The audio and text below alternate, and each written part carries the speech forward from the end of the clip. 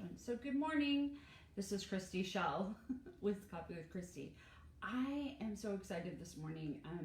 First of all, to give you an air hug, give everybody air hugs. It's been a tough week all over the country with floods and weather and COVID and all kinds of things. And to please know that, in Ohio, although things seem calm, we want to kind of send love out to everyone that's out there.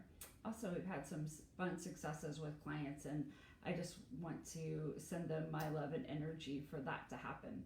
So, our topic this morning is to listen for meaning, to listen for intention.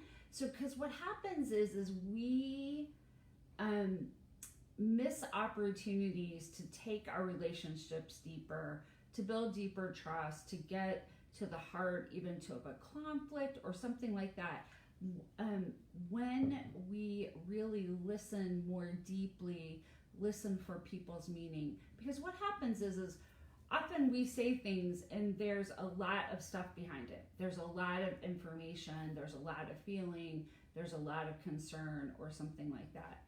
And we miss this opportunity to maybe get closer to our family, our friends, our coworkers, the people who work for us, or even the leader that we work for, right?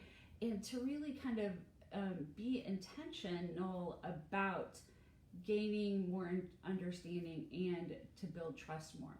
So because number one thing way that people feel valued is when they are heard and when they are listened to. So, but here's the thing. People often don't say what they mean, but there's a lot of feeling behind what they're saying, right? People often don't say what they mean, but there is a lot of feeling behind what they're saying. And so in order to do that, we really have to stop and think, what are they really asking me? What is their question behind the question, right? And to put on somewhat of an empathic or empathy heart so that we can really kind of understand. So here's a stupid and simple example. If I come out and, I'm dressed to go out and I'm like, does this look okay? And my husband's like, sure, it looks fine. Or he didn't even look at me. Not really. That's not happened. That never happens. But sometimes you're asking, do I look okay? I'm feeling, frumpy or whatever. Or, I'm feeling vulnerable. I'm not really sure about the situation, or, where we're going or that kind of thing. And sometimes there's something kind of deeper inside of that. So it's an interesting thing to think about for yourself too, and for your family or friends or whatever, and your coworkers, right? So sometimes they ask a question and they need reassurance. Sometimes they ask a question and they actually want some guidance. Sometimes they ask a question or they say a statement and they're looking for verification or alignment or something like that. So to really think, what is their question behind the question, okay? So when we do this, we then, because people feel really heard, we then build trust. And the key here is to build an emotionally safe place for them to really do that, for people to really kind of express their thoughts and their feelings. You don't have to agree with them, but to really to understand deeper what their concern is, okay? And so this is happening all over the world with all different kinds of topics, ones that are really deep and ones that are really, people are really taking a stand. And what happens is we shut down, okay? We take in information, we put it through our internal filter or our internal lens, and then we give it meaning. Instead of what is their perspective, what is their filter, understanding them more deeply so that we understand their perspective. Again, we don't have to agree, but we can start to empathize. And if we don't listen, we don't learn that, okay? And so here's some ways to really think about that. So first of all, when someone says a statement, does their body language match what they're saying?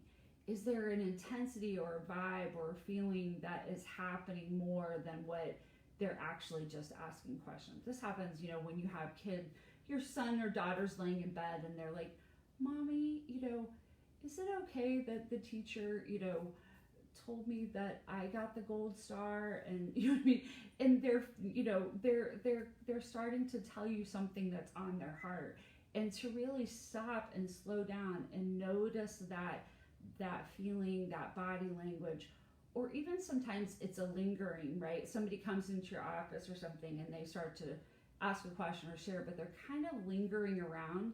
There's probably more to be said. There's probably more to explore with them, right? And then we have to quiet our own inner voice, right? Because what happens is that information starts coming in and we start making meaning of it.